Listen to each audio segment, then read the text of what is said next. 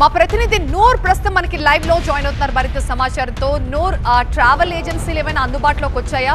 చూస్తుంటే బాధితుల కుటుంబ సభ్యులంతా కూడా అక్కడికి వచ్చినట్టుగా తెలుస్తోంది. మొత్తం 45 మంది ఇక్కడ మన తెలంగాణకు సంబంధించిన వాళ్ళు చనిపోయినట్టుగా చెప్తున్నారు. అక్కడికి వచ్చిన కుటుంబ సభ్యులు ఏమంటున్నారు, ట్రావెల్ ఏజెన్సీ వాళ్ళు ఏం చెప్తున్నారు? ఆల్రెడీ సౌదీ ప్రభుత్వం కూడా డిక్లేర్ చేసింది 45 మంది ఇందులో చనిపోయారు. ఒక షోయబ్ అనే వ్యక్తి ఆ ట్రావెల్స్ బస్సులో ఎవరైతే ప్రయాణిస్తున్నారో అతను దూకి అతను ప్రాణాలు అయితే కాపాడుతున్నాడో అతను ఇచ్చిన సమాచారం మేరకే సౌదీ ప్రభుత్వం కూడా విచారణ మొదలుపెట్టింది. ఆల్రెడీ ట్రావెల్స్ ఏజెన్సీ 4 ట్రావెల్ ఏజెన్సీల ద్వారా వెళ్ళారు. అంబర్పేట్, టౌలీ చౌకీ, మెహదీపట్నం, జిర్రా ఈ ప్రాంతం నుంచి చాలా ఎక్కువగా ఇక్కడ నుంచి యాత్రకు వెళ్ళిన పరిస్థితి. ప్రస్తుతం అయితే ఈ ఏజెన్సీ వాళ్ళు ఎవరు రెస్పాండ్ కావట్లేదు.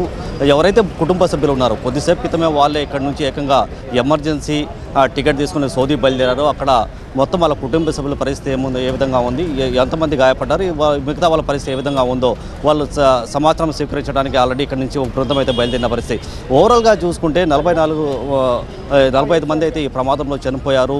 ముస్లింలు సాధారణంగా హజ్ యాత్రకు వెళ్తారు. హజ్ యాత్రలో ఎవరికైతే అవకాశం రాదు వాళ్ళు ఉమ్రా యాత్రకు వెళ్ళడానికి ప్రయత్నాలు చేస్తున్నారు. ఈ విధంగానే సాధారణంగా ఇది ప్రభుత్వానికి సమాచారం ఉండదు, హజ్ కమిటీ కూడా దీని గురించి సమాచారం ఉండదు. వ్యక్తిగతంగా టికెట్లు తీసుకొని వీసా తీసుకొని పుణ్యక్షేత్రాలకు వెళ్ళే అవకాశాలు చాలా ఎక్కువగా ఉంటాయి. ప్రతి ముస్లిం జీవితంలో ఒక్కసారిగా మక్కాని సందర్శించుకోవాలి. కొంతమంది అయితే అక్కడనే వయసు పూర్తిగా అయిపోయిన తర్వాత అక్కడనే వెళ్ళి సందర్శించుకొని అక్కడే చనిపోవాలనేసి కూడా ముస్లిం సమాజంలో ఇలాంటి కోరికలు అయితే ఉంటాయి. ఈ ప్రమాదం అయితే చాలా తీవ్రంగా కేంద్ర ప్రభుత్వం, రాష్ట్ర ప్రభుత్వం కూడా పరిగణిస్తున్నాయి. అక్కడ నుంచి సమాచారం పూర్తిగా స్వీకరించే దానికి ఏర్పాట్లు అయితే చేశారు. హైదరాబాద్ నగర కమిషనర్ పాటు రాష్ట్ర డీజీపీ కూడా మొత్తం ఎక్కడెక్కడ ఈ ఏరియాల నుంచి వెళ్ళారు, ఎంతమంది వెళ్ళారనే సమాచారం అయితే ప్రస్తుతం అయితే స్వీకరిస్తున్నారు.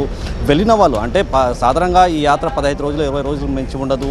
మక్కా, మదీనా ఈ 2 పుణ్యక్షేత్రాలను సందర్శించిన తర్వాత మళ్ళీ తిరిగి వచ్చే అవకాశాలు ఎక్కువగా ఉంటాయి. కానీ ఏజెన్సీలు మాత్రం ఇప్పటి వరకు వాళ్ళతో సంబంధాలు పూర్తిగా తెగిపోయాయి అనేసి కూడా వాళ్ళ అందుబాటులో రావట్లేదు. ఎవరైతే కుటుంబ సభ్యులు ఉన్నారో నిన్న చివరిసారిగా మాట్లాడాం, మక్కా దర్శించుకున్న తర్వాత మక్కా దర్శనం పూర్తిగా అయిపోయింది, ఇప్పుడు మేము మదీనా వెళ్తున్నాం అనేది కూడా వాళ్ళ కుటుంబ సభ్యులు ఫోటోలు పంపించిన తర్వాత ఆ ఫోటోలే చూపిస్తున్నారు. తర్వాత వాళ్ళకి పూర్తిగా కమ్యూనికేషన్ కట్ అయిపోయింది. ఒక పక్క కేంద్ర ప్రభుత్వం, రాష్ట్ర ప్రభుత్వం అక్కడ ఉన్న సమాచారం వెల్లడిస్తే తప్ప కుటుంబ సభ్యులకి ఎలాంటి సమాచారం అయితే రావట్లేదు. ప్రస్తుతం ఏదైతే హైదరాబాద్ నుంచి బృందం అయితే బయలుదేరిందో వాళ్ళు పూర్తి సమాచారం స్వీకరించిన తర్వాత అక్కడ చనిపోయిన వాళ్ళ పరిస్థితి సదా ఇప్పటికే సౌదీ ప్రభుత్వం ఎవరైతే ఆ ప్రమాదంలో చనిపోయారో వాళ్ళ గుర్తుపట్టలేని విధంగా వాళ్ళ డెడ్ బాడీలు ఉన్నాయి.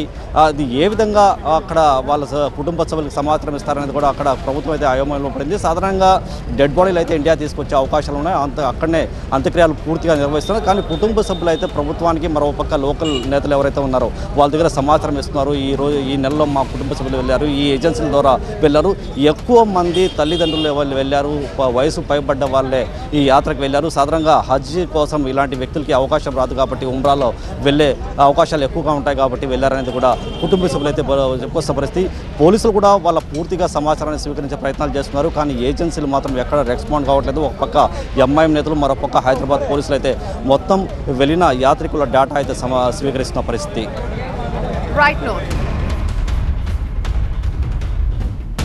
సౌదీ ప్రమాదానికి సంబంధించిన కంప్లీట్ పిక్చర్ అంతా కూడా తెలుస్తోంది. మొత్తం 45 మంది ఈ ప్రమాదంలో దారుణంగా చనిపోయారు. వీళ్ళందరూ కూడా మంటల్లో కాలి బూడిదైపోయారు. అసలు మృతదేహాలు గుర్తుపట్టే స్థితిలో కూడా లేవు. వాటిని ఇక్కడికి ఎలా రప్పిస్తారు, ఎలా కుటుంబ సభ్యులకు అప్పగిస్తారు, ఇవంతా ప్రస్తుతానికి ఒక క్వశ్చనే. అండ్ అధికారులు కూడా ఎప్పటికప్పుడు అక్కడి నుంచి సమాచారం తెలుసుకుంటూ ఉన్నారు. మంత్రి రవిశంకర్ సైతం ఈ విషయంపై ఆయన ట్వీట్ చేశారు. అలాగే ప్రధాని మోదీ కూడా చేసిన ట్వీట్ ని మనం చూస్తూ ఉన్నాం. మక్కా నుంచి మదీనాకి వెళ్తున్న మన భారతీయులు ప్రయాణిస్తున్న బస్సు ప్రమాదానికి గురి కావడం నన్ను ఎంతగానో కలిచివేస్తుంది. వాళ్ళు ఎవరైతే ఈ ప్రమాదంలో గాయపడి ఉంటుంటారో వాళ్ళందరూ కూడా త్వరగా కోలుకోవాలని దేవుడు ప్రార్థిస్తున్నారు. అలాగే ఎవరైతే చనిపోయారో వాళ్ళ ఆత్మలకు శాంతి చేకూరాలంటూ ప్రార్థిస్తున్నారంటూ మోదీ చేసిన ట్వీట్ చూశారు. అలాగే ఏపీ సీఎం చంద్రబాబు కూడా ఈ జరిగిన యాక్సిడెంట్కి సంబంధించి ఆయన కూడా ఒక ట్వీట్ చేశారు. చనిపోయిన వాళ్ళ ఆత్మకు శాంతి చేకూరాలంటూ చంద్రబాబు చేసిన ట్వీట్ని కూడా చూస్తున్నాం. ఈ కష్ట సమయంలో వాళ్ళ కుటుంబాలు ధైర్యంగా ఉండాలంటూ ఆయన ట్వీట్లో పేర్కొన్నారు.